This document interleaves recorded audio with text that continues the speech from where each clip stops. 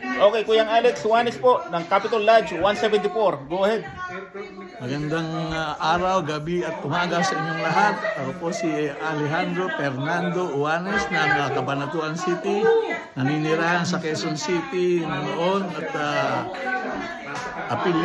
member ng Capitol City Lodge 174. At nakatira ngayon sa Brampton, Ontario, Canada. Trying to affiliate with the Glen Rose Lodge 628 in Elmira, Ontario. Retired from the Department of Energy in 2011.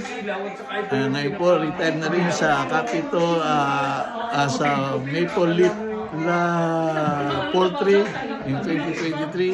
Enjoying my retired life here in Canada. Magandang araw sa inyong lahat. Salamat, Merry Christmas and a Happy New Year. And thank you for coming on my birthday, Kuya Alex. Thank you.